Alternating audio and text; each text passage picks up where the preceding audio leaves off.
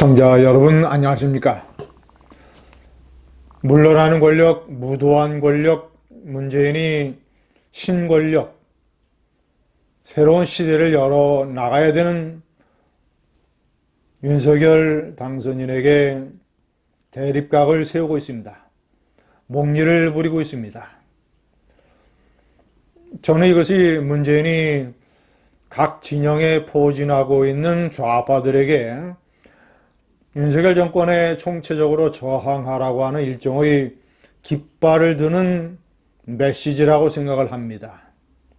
공무원 사회, 검찰, 언론, 교육, 종교 이런 것에 안토니오 구람시가 얘기한 진지전을 구축을 해서 윤석열 정권에 저항을 하고 있는 좌파 세력, 이들에게 모종의 깃발을 드는 사인을 보내고 있는 것입니다. 윤석열은 이런 문재인을 어떻게 대처해야 하는가?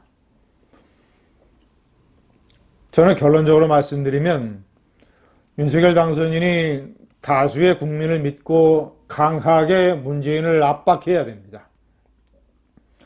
청와대 회동이 굳이 취임식 전에 열리지 않아도 괜찮습니다. 윤석열 당선인으로서 아무런 손해를 볼 것이 없습니다. 압박하고 압박을 해서 왜냐? 윤석열 정권 통치의 중심은 어디까지나 무슨 통합이니 협치니 이런 말은 원칙적으로 필요한 것이지만 이런 미명하에 문재인 정권 5년 적폐가 감춰지거나 무마되는 일이 있어서는 절대로 안 되는 것입니다. 윤 당선인의 첫 번째 과제는 문재인이가 나라를 어떻게 망쳤는가를 국민들에게 속속들이 설명을 해서 단죄해서 제도적으로 바꿔서 정상적인 국가를 하루빨리 만드는 것입니다. 자, 그러려면 통합, 협치, 포용 이런 것들은 원칙적인 선에서 그쳐야 하고 구체적으로 문재인 정권을 강력하게 압박을 해야 됩니다. 이런 윤석열 당선인이 제가 1번에 명기를 했습니다만은 대통령 선거 이후에 문재인을 상대로 사실상 첫 번째 중요한 승리를 거뒀습니다. 자, 지금 감사원에 감사위원 2명이 자리가 비어 있습니다. 감사위원 회의는 감사의 착수나 감사의 결과를 의결하는 대단히 중요한 기구입니다.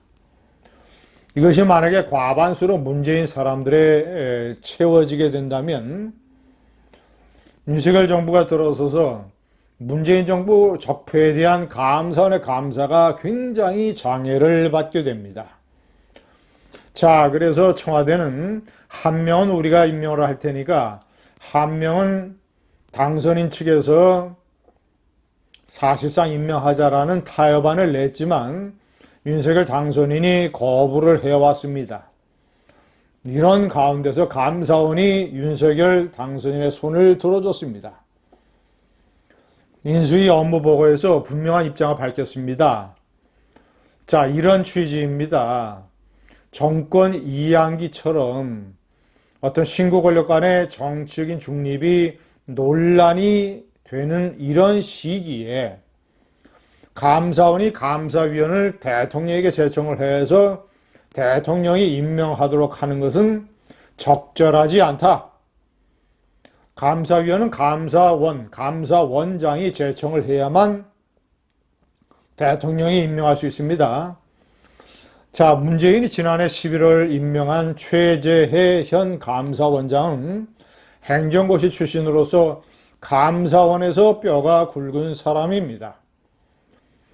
최재해 감사원장의 결정에 따라서 감사원이 인수위에 이런 식의 업무 보고를 한 것입니다. 감사원은 윤석열 당선인이 취임하기 전까지 감사위원 제청권을 행사하지 않을 것입니다. 자, 그러면 두 자리를 윤석열 당선인이 채울 수 있습니다. 그래서 윤석열 당선인은 국가가 필요한 목적에 따라서 감사원이 감사를 실시할 수 있는 그런 상황을 만들 수 있게 됩니다. 이것이 문재인에 대한 윤석열 당선인의 사실상 첫 번째 중요한 승리입니다. 그 일전에는 대통령 선거 전에 문재인 대선 캠프에 몸담았던 편파적인 조혜주 선관위원을 임기를 연장을 하려고 하는 문재인의 꼼수를 선관위 공무원 거의 전부 다가 반기를 들고 일어서서 좌절시킨 사례가 있습니다. 시청자 여러분, 정권의 해바라기처럼 노는 공무원들은 일부에 불과합니다. 대다수의 공무원들은 적극적으로 저항을 하지 않더라도, 말을 하지 않더라도 내심 상식과 원칙에 따라서 나라가 운영되기를 바라고 있습니다. 그런 공무원들을 믿고, 그 다수 공무원들의 상식을 믿고 윤석열 당선인은 문재인을 강하게 압박을 해야 됩니다.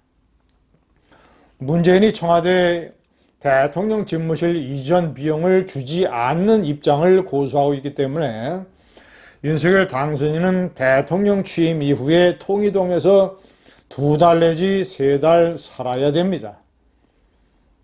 빠르면 2달 안에 모든 것을 정리할 수 있습니다.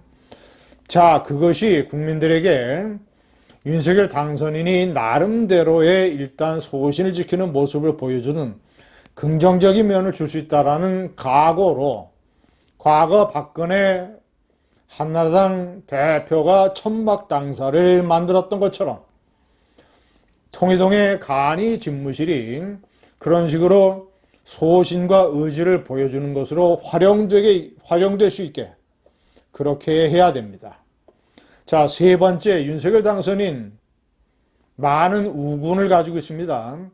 이제 4월 달에 들어서 박근혜 대통령을 대구 사저로 찾아가서 만나게 되면 박근혜 전 대통령이 윤석열 정부의 성공을 기원하는 메시지를 틀림없이 내놓을 것입니다.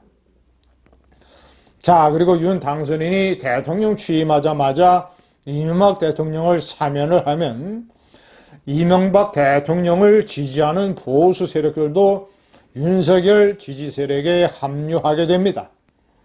자, 그러면 윤석열, 박근혜, 이명박으로 이어지는 삼각편대, 이 세 사람의 지도자를 중심으로 우파가 단결할 수 있으며 조원진의 공화당 세력도 결국은 윤석열 지지 세력으로 전환될 것입니다. 아무것도 두려워할 게 없습니다. 문재인을 강하게 압박을 해서 윤석열 정권의 통치 기조를 문재인 적폐를 청산하고 나라를 정상화시키는 것으로 삼아야 됩니다. 감사합니다.